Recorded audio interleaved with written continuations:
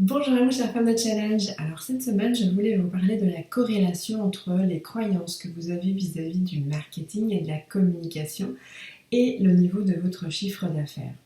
Ce qu'il faut savoir, c'est que si vous vous dites j'ai pas envie de faire de marketing, j'ai l'impression de ne pas être authentique, de devoir me vendre, et que vous êtes dans le fait de pousser vraiment et être dans l'effort, ce qui au départ peut être le cas parce qu'effectivement c'est une nouvelle compétence à développer, et bien si cela continue et se perpétue, sachez que ça a un impact important sur les niveaux de résultats de votre chiffre d'affaires.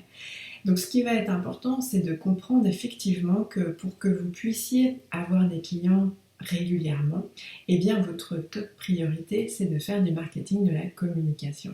Alors je sais, ce n'est pas ce que vous avez acheté quand vous avez voulu vous lancer dans l'entrepreneuriat, moi non plus. Je voulais, sans doute comme vous, voilà, servir mes clientes, me former dans mon domaine et puis recevoir mes clientes qui viendraient par elles-mêmes. Sauf que la réalité n'est pas celle-là. Donc ce qui est important, c'est de vraiment comprendre que votre priorité top numéro 1, c'est de communiquer, de faire du marketing. Et donc, ça va être intéressant que vous preniez un temps et que vous puissiez identifier aujourd'hui ce que vous vous dites à l'idée de faire du marketing, communiquer pour avoir des clients.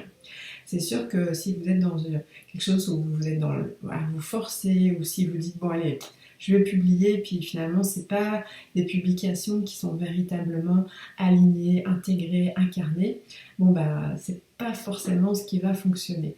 Donc en fait, c'est vraiment important que vous puissiez accueillir aujourd'hui ce qui est en conscience pour vous de ce que vous mettez sur le marketing et le fait de vendre pour avoir des clients. Parce que tout ce qui va être négatif, eh bien en fait, ça va être important de vous en libérer.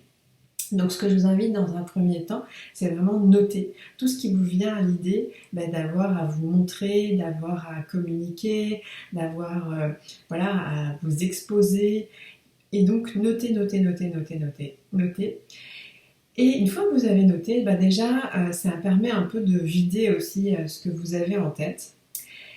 Ensuite, sans nécessairement faire quelque chose de très compliqué, ce que je vous invite à faire, c'est d'identifier autour de vous une femme qui communique et qui vous inspire.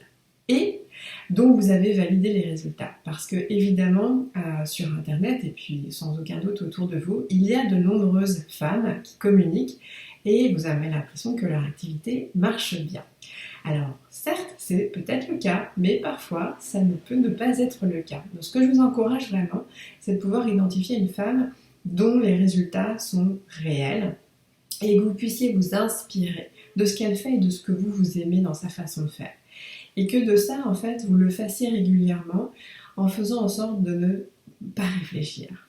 Alors, je sais, c'est un peu challenge, mais dites-vous vraiment que ça vaut la peine pour votre business et aussi pour commencer à transitionner vers un autre état d'esprit, presque sans complètement vous en rendre compte. Et donc vous allez voir que vous allez petit à petit endosser une autre posture, une autre confiance, et il y a de probabilités pour que ça ait un impact positif sur votre chiffre d'affaires. Donc si vous le souhaitez, ça me ferait vraiment bien plaisir que vous partagiez ci-dessous ce que vous avez pu oser faire et qui vous a amené à des changements dans votre chiffre d'affaires, et éventuellement aussi qui vous inspire et quels ont été ce qui vous a inspiré et ce que du coup vous avez pu mettre en place. Voilà, écoutez, j'espère que ceci vous aura apporté, en tous les cas je l'espère, et je vous dis à très bientôt. Au revoir.